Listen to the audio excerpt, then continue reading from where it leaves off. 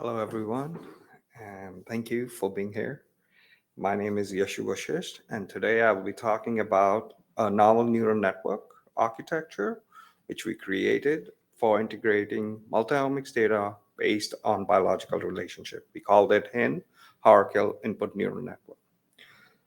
So to begin with, multi-omics data can be generated from various parts like genome, epigenome, transcriptome, proteome. Integrating all this different kind of data can lead to outcomes like disease risk prediction, biomarker discovery. But how do we integrate? That plays a key role. For unsupervised, we can do matrix factorization, network-based approach, kernel-based approach. For supervised, we can concatenate, transformation, or model-based. Some of the multi-omics integration which has recently been developed have been some pathways layers have been introduced where each input layer is connected to pathways in a very uh, biological information based connections, whereas there have been other independent autoencoders, staggered autoencoders, which have been used for creating an input for other ML models. These all models do not uh, help us solve one problem. We know there is relationship between genome and transcriptome, between transcriptome and proteome, or transcriptome and genome backward, or proteome and metabolome. This relationship has not been used in neural networks. And that's where we, in our study, wanted to explore integration of multi-omics data through molecular mediation, focusing on the relationship between SNPs, DNA methylation, and gene expression. So we created hierarchical input neural network. It's a new method for multi-omics integration. One input in this method influences another input. The input is connected to another input using prior knowledge. The input layers are followed by dense layers, like in neural network, and it can be used for regression or classification. So over here, just a general architecture of HIN is you have a first input layer where you have input nodes. You will have sparse connections based on biological information, but the second input gets influenced by these sparse connections and the first input before we are connected to fully connected layers and getting the output.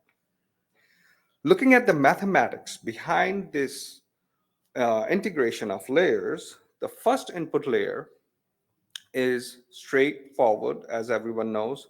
We have a matrix, which is element wise multiplied with our input and activated after bias being added. This output of the first layer is either multiplied if the relationship between the two layers is additive, or is divided if the relationship between the two layers is decremental. So in the second layer, you have the input and you multiply it with identity matrix based on what the relationship is between layer one and layer two. You get the output after activation of first layer and second layer. Now, in our case study, we wanted to look at cognitive decline. Cognitive decline can be measured by bio-based markers or by brain assessments. Now, brain assessments are very expensive. Therefore, we are looking at bio-based markers. Bio-based markers could be beta amyloid, p-tau, and other factors. Now, the advantages for that would be the new methods would be relatively inexpensive, and we would be able to currently challenge standardization of cognitive decline, which right now is a big issue. Now, for our data set, we use Alzheimer's Disease Neuroimaging Initiative data set, and there are 4 cognitive tests score which we used for cognitive decline: MMSE, MoCA, ADAS-11, and RAVLT. All these tests are based on taking a verbal test with your doctor, with your primary care physician. And when you do that, there is a subjective answering and subjective scoring. Now, to prepare the data set, which we got for our integration, we found out we did GWAS analysis for each individual cognitive score. After doing GWAS analysis of cognitive scores, we found the common SNPs in all four cognitive scores. We found 297 SNPs were common. We also looked at previous studies and found 76 significant SNPs from those studies, added those together, and calculated 373 total SNPs. These 373 SNPs were associated with 13,036 methylation sites. Furthermore, the methylation sites were associated with 455 genes, which were integrated with 60 pathways using GOTANs.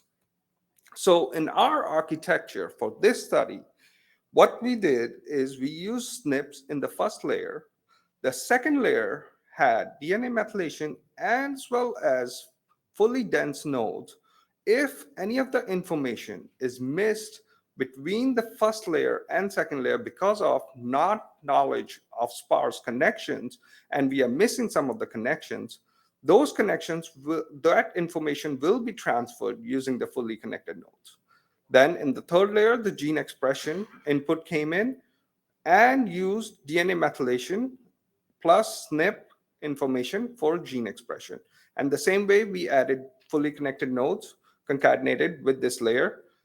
In the fourth layer, we had pathways based nodes and fully connected nodes if we were missing any information, which was followed by 4 fully connected dense layers.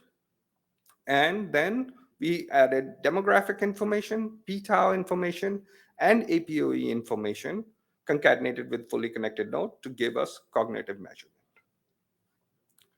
We compared our HINN model with multiple different baseline models like L1 regularized model, SVM, random forest, neural network, or pathway-guided neural network. All these models had hyperparameter tuning. Dataset was divided into 70 training, 30 testing, 10-fold cross-validation was used. Now, in pathway-guided neural network, as I said before, the pathway layer is introduced for the connections of your inputs. All 3 inputs were connected to pathway layer, but we kept the rest of the structure exactly same as HINN to avoid any influence because of the structural changes. Overall HINN performance was, we used MAE and MSE, mean absolute error and mean square error for measurement. 2.38 was MMSE and MoCA was 2.98, which, because the range for cognitive scores for MMSE and MoCA is 30 points, that's why it was lower than ADS-11 and RAVLT. Now, you also have to understand in cognitive scores, 2 points does not make that big of a difference. If a person is 30 versus 28, that will not make a difference. Yes, if a person is 23 to 18, they will be called mild cognitive impaired. If they are under 18, they will be called Alzheimer's patient or cognitive decline. When we compared MoCA results, I'm only showing MoCA results over here right now. When we compared MoCA results for HINN to other models, as you can see, it was 2.98 versus 3.39, 3.27. It was able to outperform an MAE and MSE compared to all other models, as well as pathway-guided neural network. Now, over here, I'm showing how much HINN improved when we compare all 4 cognitive scores for all the compared to all these methods. HINN was able to outperform all the methods, and especially neural network, if you see, it really outperformed, as well as it outperformed PGNA. The next part was, can we go next step from HINN? Can we look at the influential path and find some common genes which can be used for cognitive decline? So what we did is we used Deep Explain library to find out which features in each input layer are most important. When we found out the features in each layer, we converted those features to gene level and tried to find common genes. Now, total features were 177 at SNPs, 38 at methyl sites, and 28 at gene level input, which was important, significant. And when we converted them to gene levels, we found that 7 genes were common in all 3 input layers. When we look at the information flow for those 7 genes, we could see the lot of flow of the information from the first layer, SNP layer, to methylation sites to genes for making the decision of cognitive decline.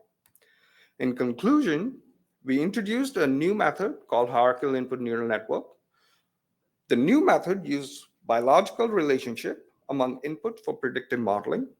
HINN model performs better than other predictive models for multi-omics data integration, as well as we were able to show that we can predict cognitive measurement using only blood.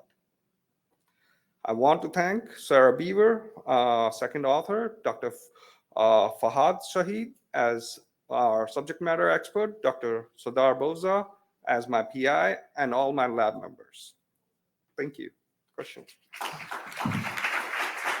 Thank you. So, do we have any questions? No? Yeah, let's do it. In the final results, you found 7 genes. Did you check those 7 genes? Is there any literature support? Yes, I'm working on that, but the first gene over here, if you look at this PAFAH1B1 causes brain smoothing. This PR is a long-term memory. So we are still doing more research on these genes, but yes, there is association to cognitive decline. Hi, thank you for the great talk. So you integrate in some way that some omics data is affecting some like further omics data, and you showed some like multiplication versus like division, how it is like interacting with yeah. So exactly, yeah. Have you considered some other parameterizations of this? Some other like ways of how one can encode this interaction between one layer and the next consecutive layer? So we did think like the 4 methods we can do. We also have to keep in mind the back propagation would work. So all the your differentiation should work, and that's why we kept with just multiplication or division. Technically, from mathematical perspective, if we just multiply, the weights will adjust. We don't even need to divide, but we wanted to just make sure that it works in this app. But I believe any type of a differentiable function should work anyway. So yeah, but like possibly yeah, looking at different types of possibly even nonlinear like affect functions might like change So the for performance that of the reason, model. we had the activation function added. Yeah. We were using different activations. Okay. We did run sigmoid and few other. Sigmoid worked the best, so that's why we went with sigmoid activation function. Cool. Thank you.